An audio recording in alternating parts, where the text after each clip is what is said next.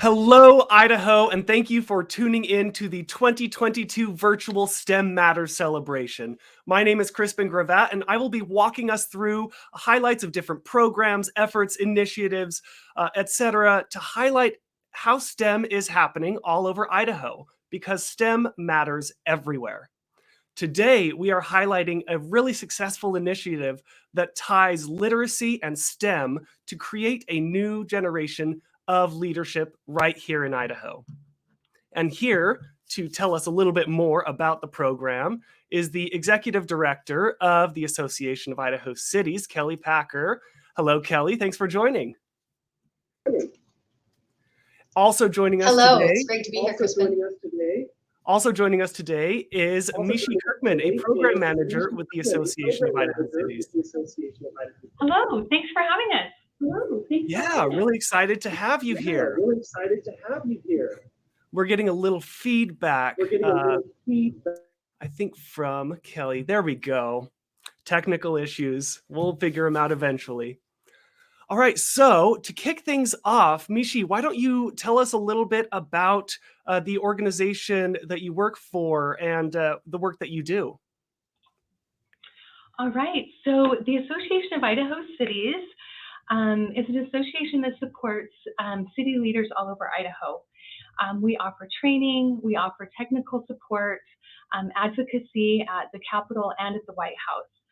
And the League of Idaho Cities is a sister association, and it is our C3 arm.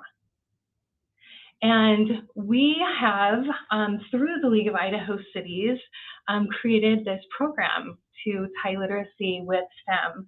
And we have some focus points that we really like to work with through the League of Idaho Cities.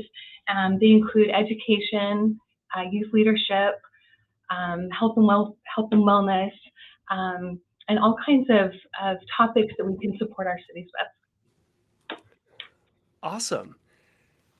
Kelly, why don't you tell us a little bit about why STEM is important to the mission of your organization and how you're supporting STEM efforts in Idaho?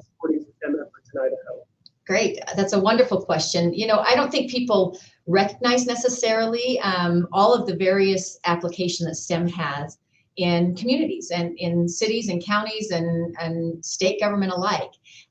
For example, when you talk about the science piece of STEM, we have clean water requirements and wastewater management requirements that all require at least a basic knowledge of chemicals and pH balance and those types of things to keep the systems working safely and providing the product safely for their communities, for their residents.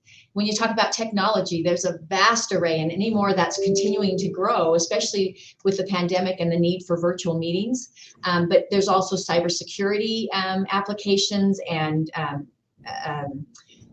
just the digital applications that are used on a day-to-day basis, especially if you're managing a city utility, or you have some of your cities that are starting to move into the broadband realm. So technology is important.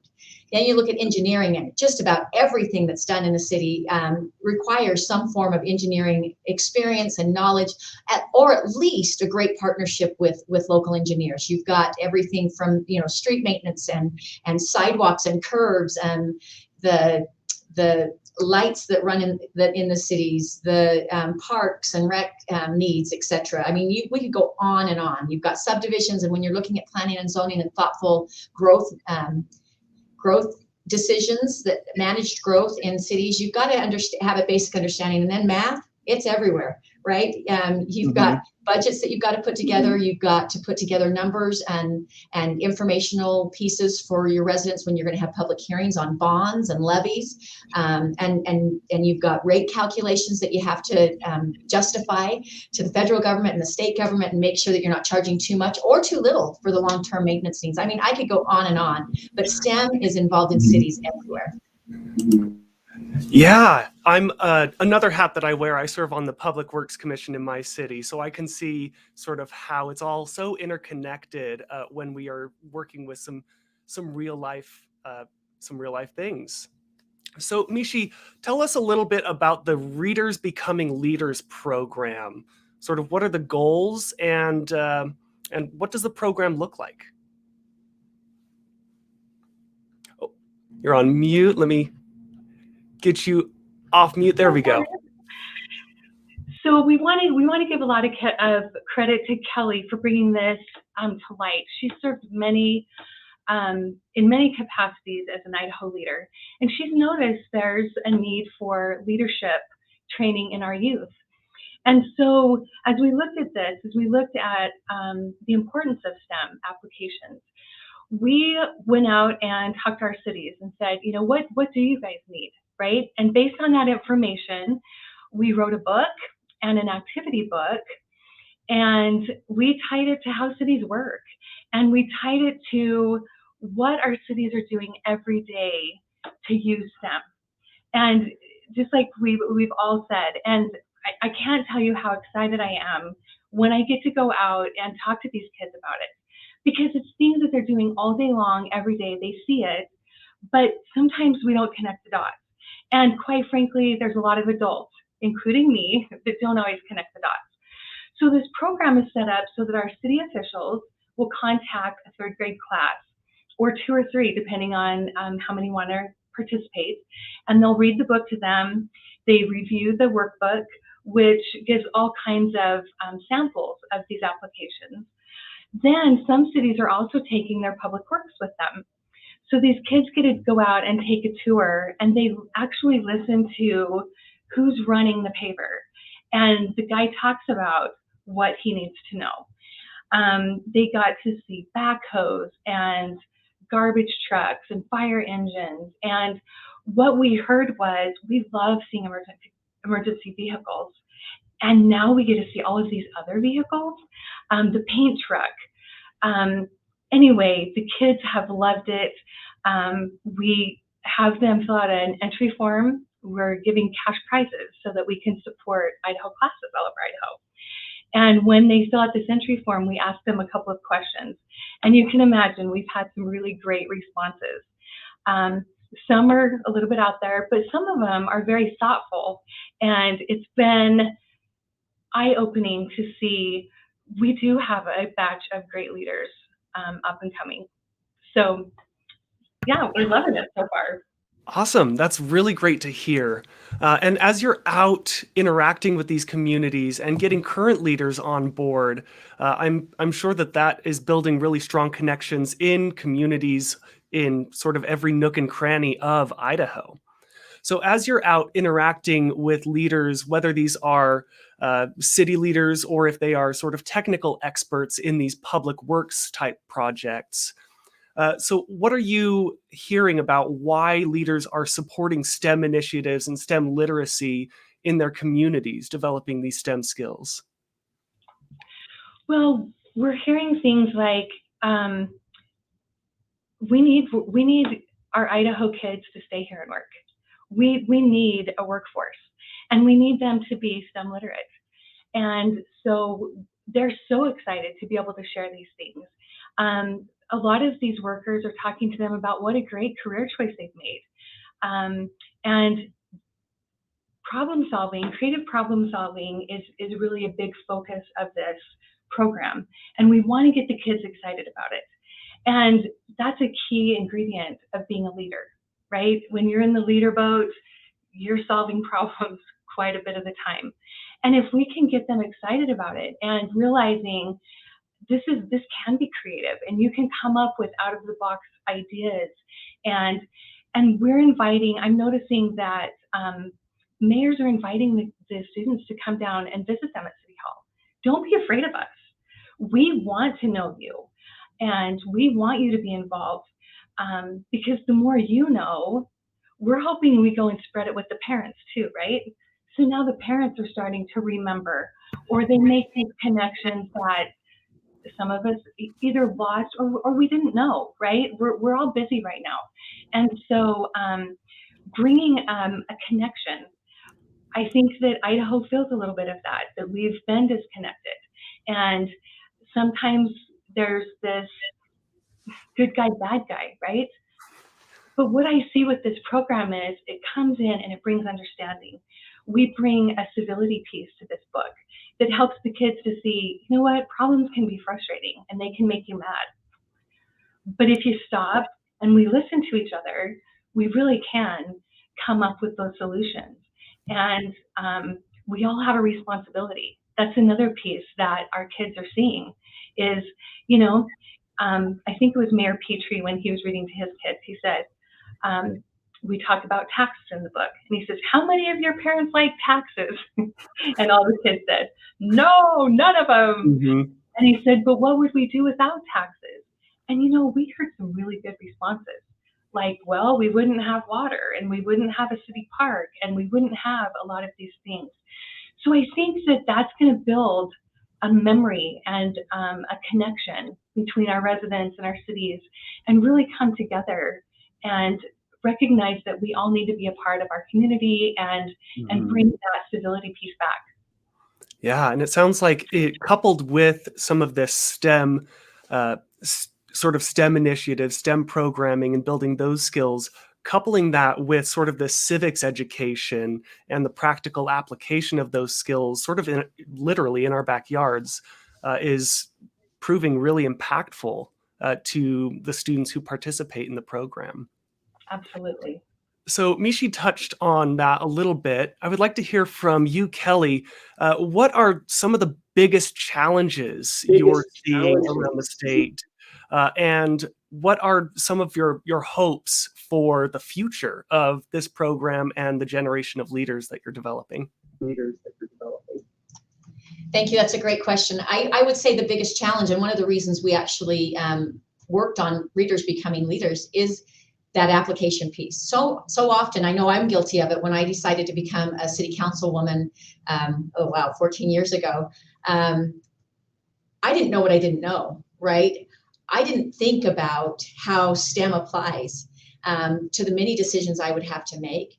I didn't really think about a lot of things, to be quite honest. We simply get frustrated with what we see or perceive that we're seeing from our existing leaders, without the understanding of all of the working parts and all of the things that need to be taken into consideration. And so that's one of the reasons Mishi did a phenomenal job putting together Readers Becoming Leaders and painted the picture of what day-to-day life in a city looks like and what leaders have to think about on a regular basis, things that most of us don't think about, especially when you think of the underground infrastructure that's all the way through our community. And none of us even know what it looks like. We don't know how old the pipes are. We don't know if they're working, if they have leaks. We don't know if they need to be replaced soon. We don't even think about that. We just want water to come out of our taps, right? Or for our waste to be removed from the toilets when we flush. I mean, we don't think about all of the stuff that happens in the background, all of the work that goes into this.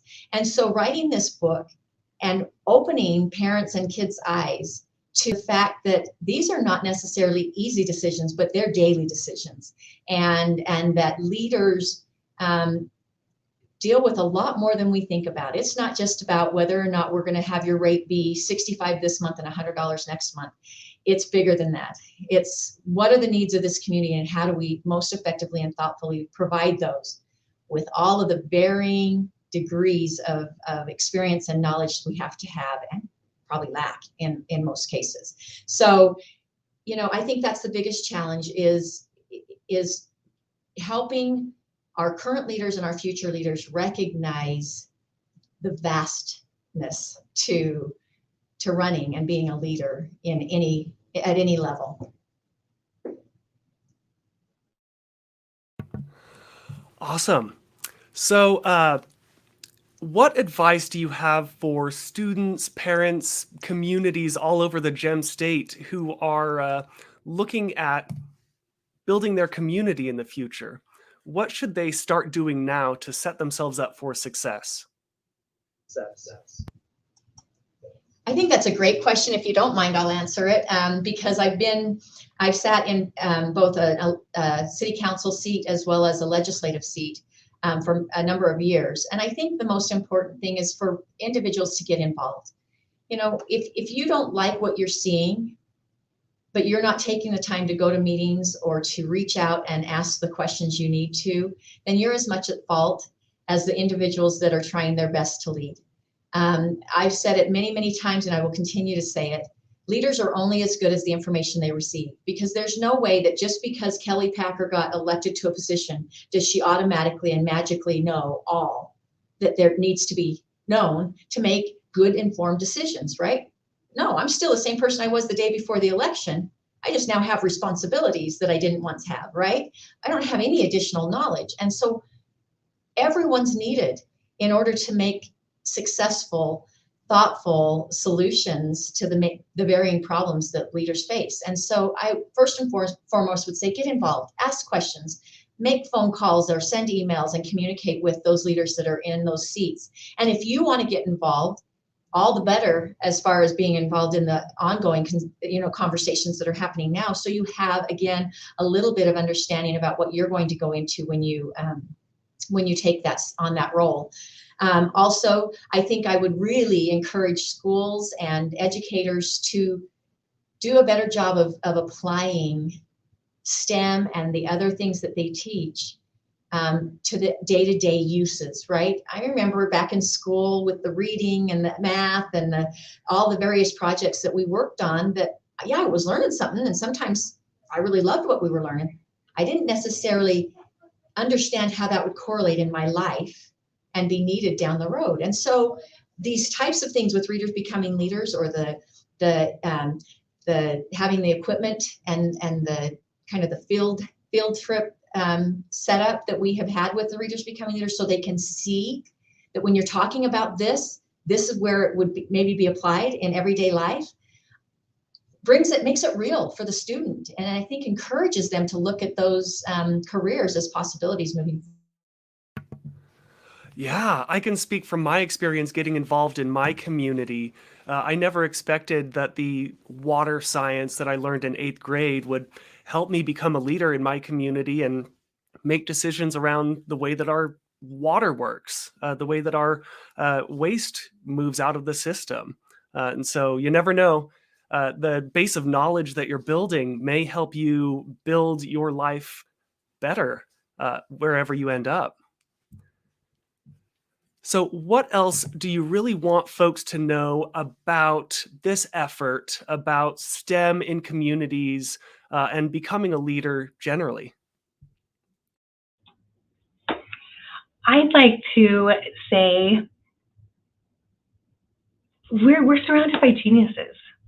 And the more I got to know the people who work at our cities, the people who are handling our public works, all the stuff that goes into it. I didn't understand for a minute that sewage travels by gravity for the majority of its time, right? And it's miles. There's a lot behind this, and it's exciting. And I think that's the thing that I would like to highlight is this can be fun. It's not a drag. I went to school when Kelly did, and sometimes like math is a drag. Why would I ever want to know this, right? Science is like stinky sometimes, but it's not. Mhm. It's exciting, it's creative, and really that's what I want to bring to this is kind of a fun factor into it. Life's heavy enough, and we have a lot on our shoulders running a city. But if we can teach these kids right now in 3rd grade, look at the fun you can have. Look at this cool back truck that will suck up a traffic cone. And I don't know if you've picked up a traffic cone, but they're kind of heavy, right? And that's what our public works guys are showing these 3rd graders, that we have a cool job, man, and you ought to check it out. And I know the kids got the message because on one of the entry forms it says, we asked the question, what did you learn about your city that you didn't know before? And the person wrote that the sewer guys make all the money and I want to have their job. So that's what to me, that's big. And it's part of being a leader. It's part of having a career. It's all parts of your life. And that's, I think, what we need to remember. Yeah, and it seems really valuable that these kids are seeing directly what these careers look like and the skills that they can start developing now to potentially recreate or re-up or create another industry entirely to solve the problems in their communities. Awesome. So before we wrap up, how can folks learn more about your organization, learn more about the Readers Becoming Leaders program, get in touch with you, and potentially partner on programming in the future? So we have a website. It's idahocities.org, and we have a resources tab under the League of Idaho Cities where we have the information on the Readers Becoming Leaders program. There's also many other offerings. We have affiliate partners that also join in to help. We really can't not talk about Readers Becoming Leaders without thanking our sponsors. INL, STEM. I kind of get emotional about this, and I don't like that I get emotional, but you know, it's making such a difference. So Blue Cross of Idaho Foundation for Help, JUB Engineering, and Western States, CAT, have all given us resources and support to take this program. We've been through the whole state. Kelly and I actually drove clear up to the top of Idaho, and we've been through little cities and big cities, and we've met amazing people of all ages. And so I just hope we can keep it going, and idahocities.org is the website that they can find our information. Well, Mishi, I don't blame you for getting emotional. Any impact that we can have on Idaho students to boost Idaho's communities into the future, I think is a beautiful and incredible effort that we're all a part of. And we're very proud to be a partner in this effort as well. So thank you for all you do. Kelly, Mishi, keep up the good work. Keep up the good work. Well, thank you so much. Kristen, and thank you for support. And thank you for your support. We really appreciate it. And we appreciate you. All right, Idaho, tune in all week as we explore more programs and efforts and initiatives related to science, technology, engineering, and math all over the state of Idaho, because STEM matters everywhere. I'll see you next time.